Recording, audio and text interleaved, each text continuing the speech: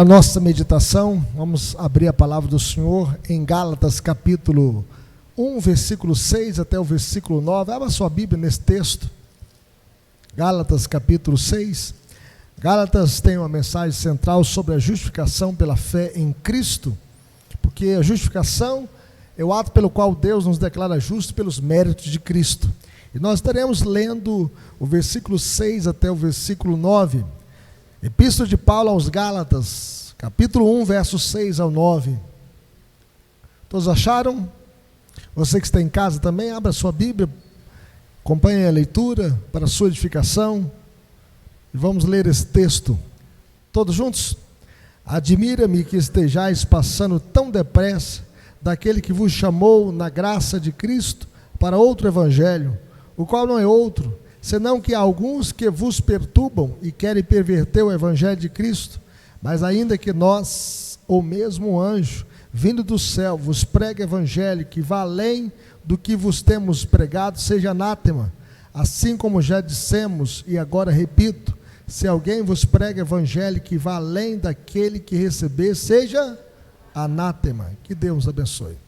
Oremos. Pai querido, fale conosco por meio da Tua palavra, que a Tua palavra possa encontrar guarida em nossos corações e trazer vida à nossa vida, no nome de Jesus, para a glória de Jesus. Amém. Há um só Deus e um só mediador entre Deus e os homens. Há um só evangelho e não existe outro evangelho. No entanto, há muitos falsos evangelhos no mundo. Por exemplo, o evangelho da teologia da prosperidade.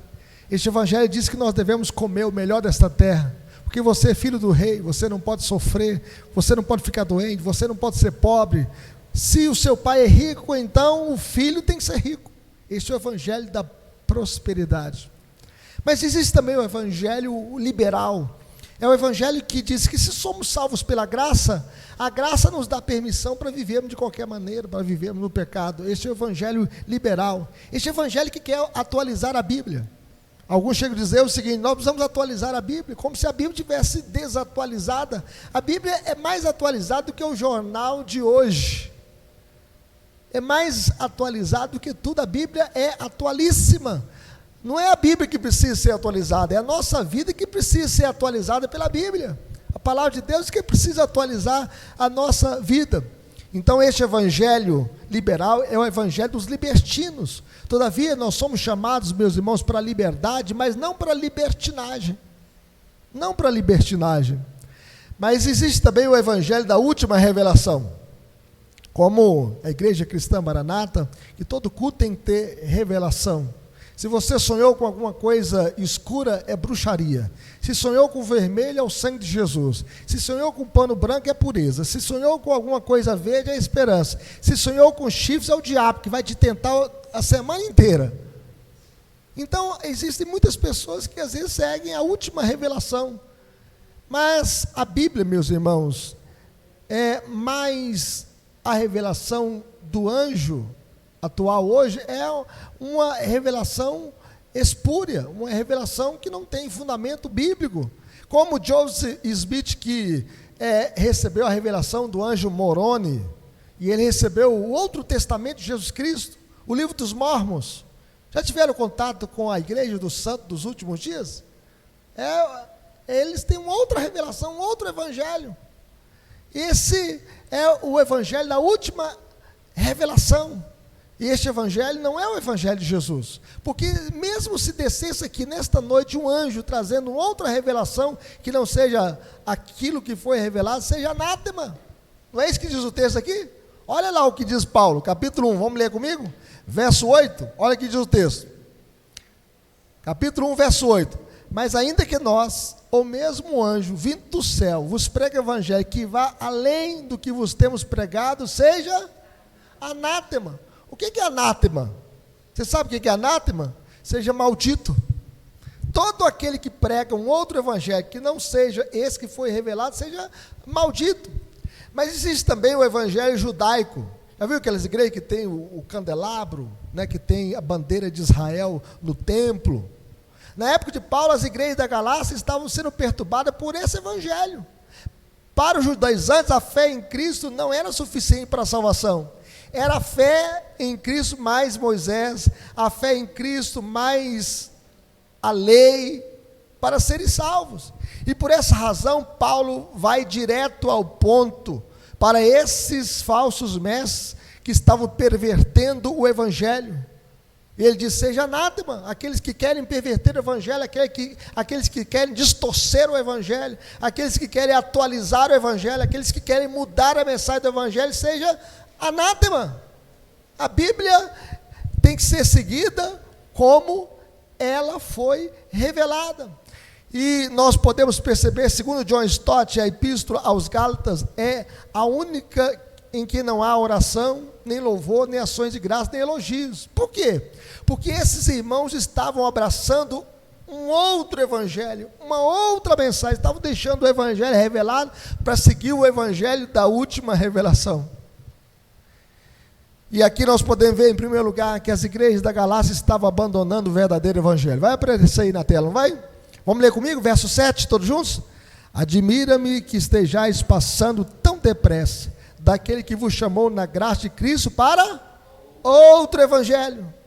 Nós não temos outra revelação. Levante a sua Bíblia bem alto assim comigo. E diga assim comigo: a Bíblia é a palavra de Deus, a nossa única regra de fé e prática. Não temos outra revelação, é a palavra de Deus. A palavra de Deus é única. E Paulo estava espantado com a inconstância dos Gálatas. A inconstância dos Gálatas estava igual a onda do mar, né? A onda do mar não é inconstante, ela está alta, está baixa. Quem já tomou um caldo na onda do mar, né? Já bebi água, já me plantou lá na areia, rolei igual um pacote de embrulho. Então, a onda do mar é inconstante. E nós não podemos ser inconstantes. Admira-me que estejais passando tão depressa. Paulo está admirado com a rapidez, meus irmãos, que esses crentes da Galácia estavam apostatando do verdadeiro evangelho. Apostasia.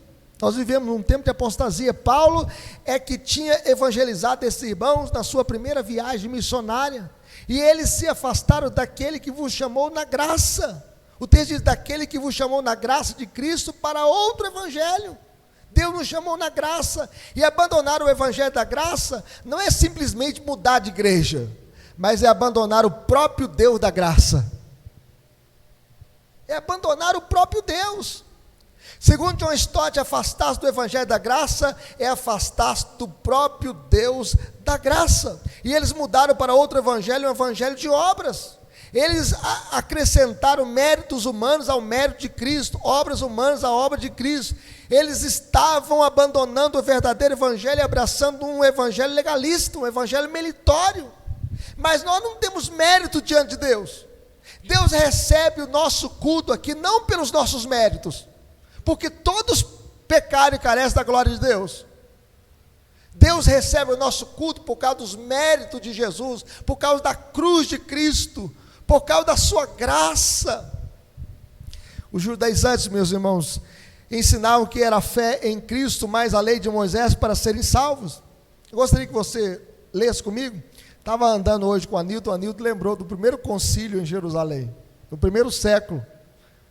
E eles estavam falando o seguinte: olha, o que recebeu Jesus tem que ser circuncidado. Era Cristo mais a circuncisão. E veja o que diz o texto aí, Gálatas, ou melhor, Atos 15, 1. Por favor, pode ler comigo. Abra sua Bíblia nesse texto. Atos 15, 1. Vamos ler esse texto. Atos 15, 1. Todos juntos? Há alguns indivíduos que desceram da Judéia, ensinavam os irmãos: se não vos circuncidardes, segundo o costume de Moisés, não podeis ser. Ué, então se a circuncisão é o meio de salvação, para que Jesus morreu na cruz? Não precisaríamos da cruz?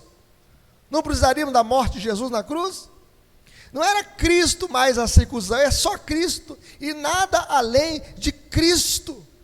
No entanto, a obra de Cristo, meus irmãos, é uma obra suficiente, é uma obra completa, é uma obra acabada. A salvação é pela graça, não por méritos humanos, mas pelos méritos de Cristo.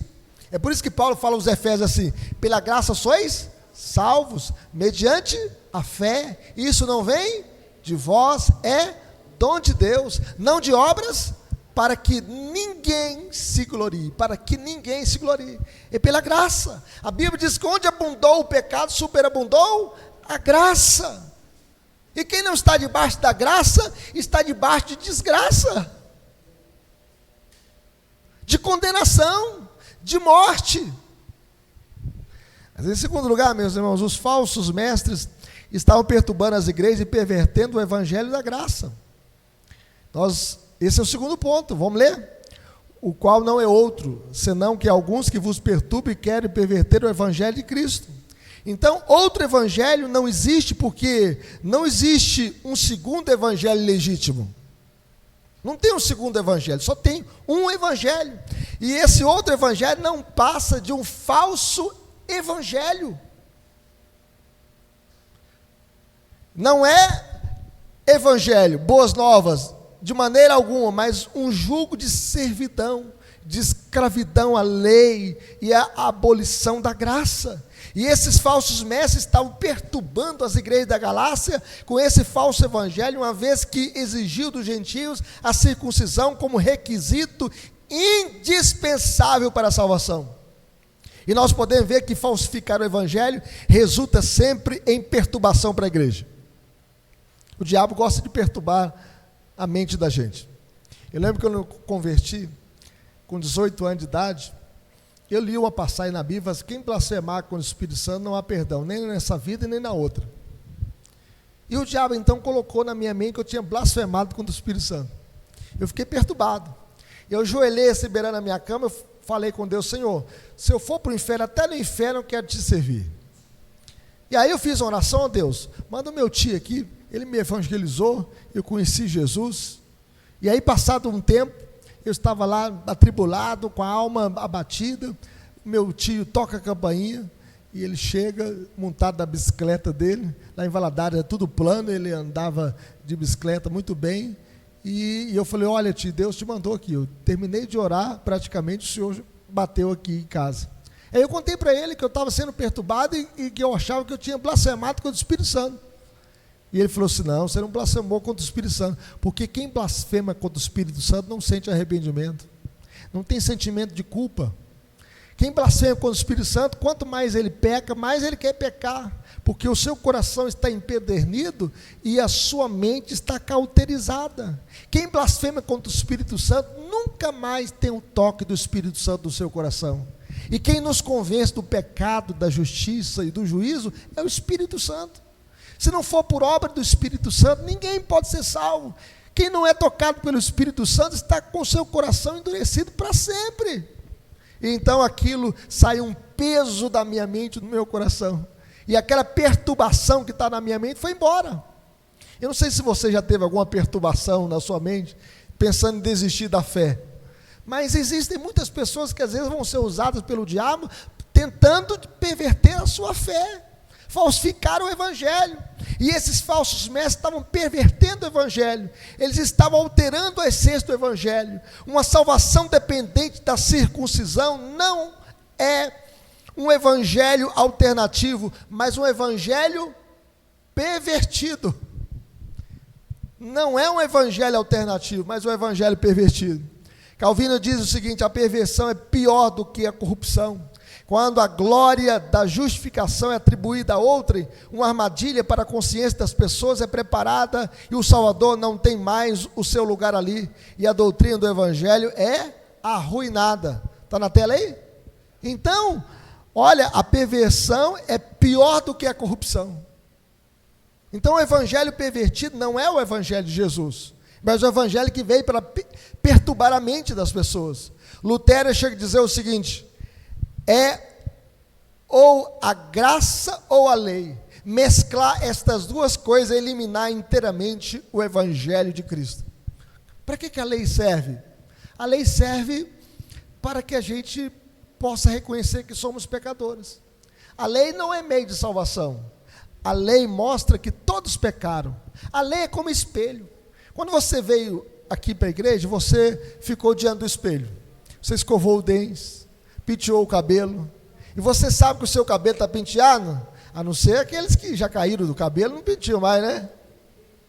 Mas aqueles que têm ainda cabelo, penteiam o cabelo e olham no espelho para ver se o seu cabelo está, né, penteado, para ver se a sua roupa está combinando. Então a lei é como espelho para mostrar como nós estamos, a nossa condição. Eu, quando era menino, eu gostava muito de brincar de pique-esconde. E um dia eu brinquei de pique-esconde, escondi tão bem escondido que eu escondi debaixo de uma lona. E aí brinquei e fui para casa. Quando eu cheguei em casa, eu estava sujo, todo de carvão, né? Todo sujo de carvão. Mamãe olhou assim para mim e falou: onde você estava? Eu estava brincando de pique-esconde. Mas você está todo sujo de carvão, o que aconteceu? Aí eu me lembrei que eu subi em cima do caminhão, entrei debaixo da lona, só que essa lona era a lona que cobria aquele saco de carvões, né? E eu fiquei todo sujo de carvão. E eu, quando olhei no espelho, eu vi a minha cara toda manchada, toda maculada, toda suja de carvão. Mamãe apontou-se banheiro, direto para o banheiro, para tomar um banho. Meus queridos irmãos, a lei revela que nós estamos numa condição de todo sujo, maculados.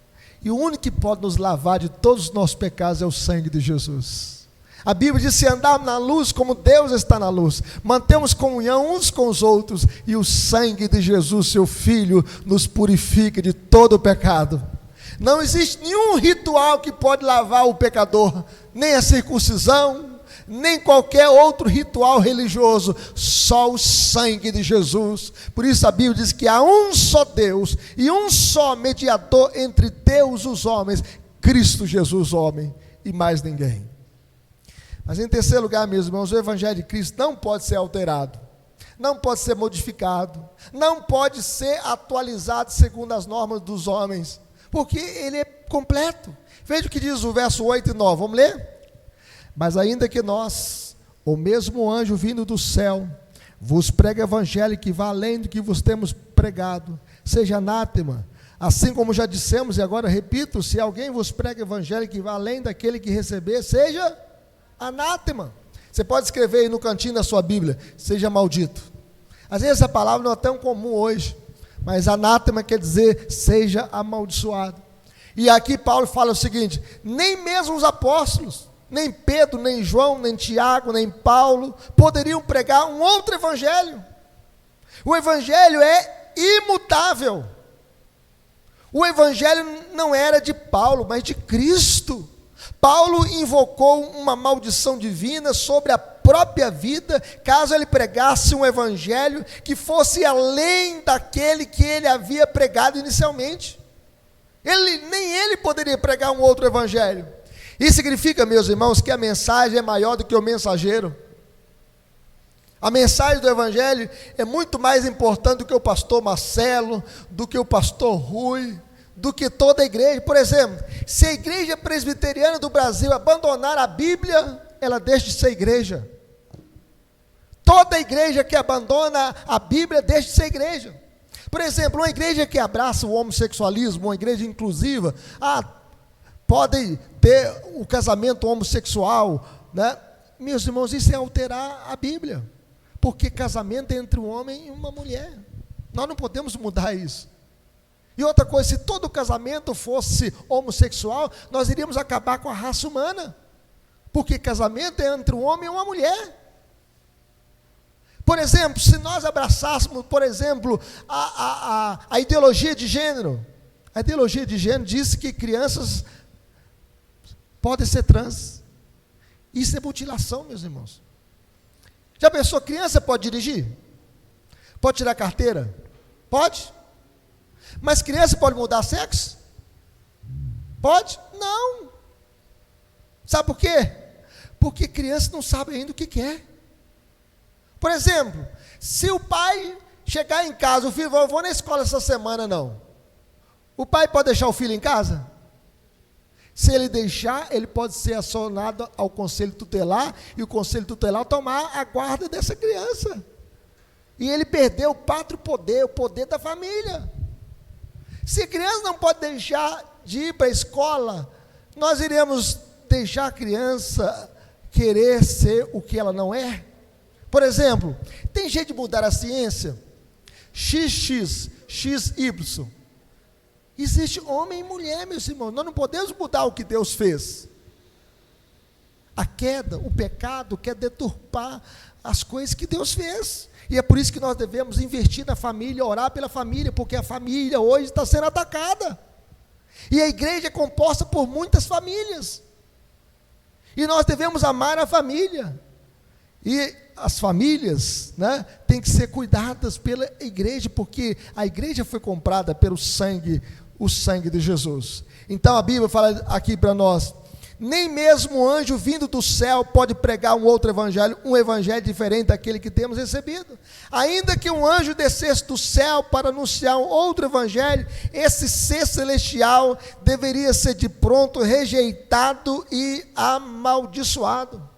Vamos pensar que se descesse um anjo aqui e trouxesse um outro evangelho, nós poderíamos mandá-lo para os quintos dos infernos, porque é um falso anjo, com um falso evangelho, e a pregação de um outro evangelho, mesmo sobre o pretexto de uma revelação angelical, seja anátema. Por fim, meus irmãos, não importa quem seja o mensageiro, um anjo do céu, ou mesmo o próprio Paulo, se pregar um evangelho diferente daquele que temos recebido, seja anátema. Calvino falou o seguinte: por isso o apóstolo lhes ordena que considerem como demônios aqueles que ousam apresentar evangelho diferente dos seus. Então aqueles que na verdade apresentam outro evangelho, na verdade não são anjos, são demônios vestidos de anjo. A Bíblia diz que o diabo, meus irmãos, ele se apresenta como se fosse anjo de luz, para enganar, para ludibriar. Lutero diz o seguinte: o zelo de Paulo em favor do evangelho tornou-se tão fervoroso que quase o levou a amaldiçoar aos anjos. Concluindo, meus irmãos, aplicações para a nossa vida. Em primeiro lugar, a importância de conhecermos o verdadeiro evangelho. Você precisa conhecer mais e mais a Cristo, mais e mais o evangelho. Leia a Bíblia, faça o culto doméstico, ore com a sua família. O evangelho da graça, do favor livre e merecido de Deus, ninguém pode fazer por merecer a salvação. A salvação é graça de Deus, é mérito de Cristo, é obra de Cristo. A salvação é graça de Deus sobre os pecadores. Somos salvos pelos méritos de Cristo na cruz. E quando você tira Jesus da cruz e confia na sua própria justiça, você está construindo um outro evangelho. A salvação não depende de nós, mas da graça de Cristo. Essa é a boa nova do evangelho. A boa nova do evangelho é porque você não é salvo por você mesmo, você é salvo por Cristo. Porque se dependesse de nós, nenhum de nós iria para o céu. Nenhum de nós alcançaria o céu, nenhum de nós adentraria na presença de Deus, nenhum de nós iria para as mansões celestiais, nós seríamos condenados. Mas em segundo lugar, o evangelho já foi dado de uma vez por todas, ele já está completo. Nós não precisamos fazer um remendo no evangelho. Quando a sua roupa está estragada, furada, você vai lá e faz um remendo, né? Ou leva para a costureira para mudar aquela parte da roupa, para consertar. Mas o evangelho não precisa de remendo, não precisa de um alfaiate para remendar uma parte do evangelho, porque o evangelho já está completo.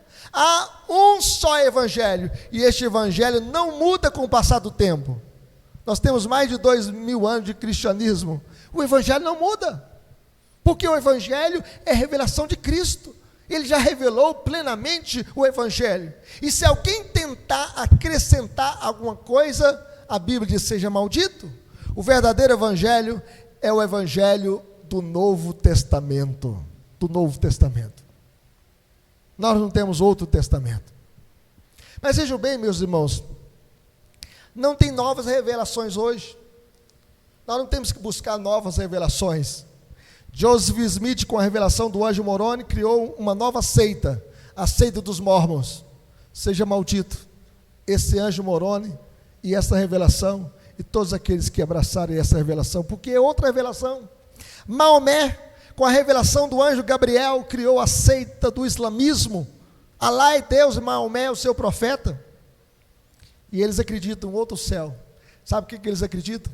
Se eles entrassem aqui nesta noite, um muçulmano, por exemplo, com bombas no corpo, e estourasse o seu corpo aqui e matasse todos nós, eles pensam o seguinte: o céu são 70 virgens, um harém, isso é o que é o céu. Mas isso é o céu da boca da onça, é o céu infernal, é um céu mentiroso, porque a pessoa que fizer isso, ele vai para o inferno, e nós, crentes em Jesus, iremos encontrar com o Rei dos Reis e Senhor dos Senhores.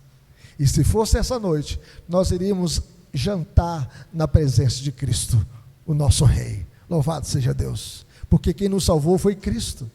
Então, o islamismo é uma falsa religião. É uma falsa religião. A gente pode perceber a guerra que está em Israel agora. Israel rejeitou a Cristo. Jesus veio para o que era seu, os seus não receberam. Infelizmente, eles estão abraçados ainda à lei do Antigo Testamento. Mas a lei é apenas espelho para nos conduzir a Cristo, para que a gente possa reconhecer que somos pecadores e correr para Jesus. Israel não é, como nação, o povo de Deus. Não, porque judeus e gentios são unidos pela cruz de Cristo. Israel não pode ser salvo fora de Cristo, porque só Cristo pode salvar o pecador. Mas também na faixa de Gaza, onde está o Hamas, esse partido político terrorista, eles abraçam o islamismo. Eles seguem a revelação do anjo Gabriel dada a Maomé. E para eles, Maomé é profeta de Alá, mas é um falso profeta. Recebeu uma falsa revelação, e esta revelação não leva para o céu, mas leva para o inferno, porque só quem salva o pecador é Cristo e mais ninguém. Então maldito seja aquele que pregar um evangelho que vai além daquele que recebemos. A verdade de Deus não muda, meus irmãos. Deus já revelou a sua verdade de uma vez por todas.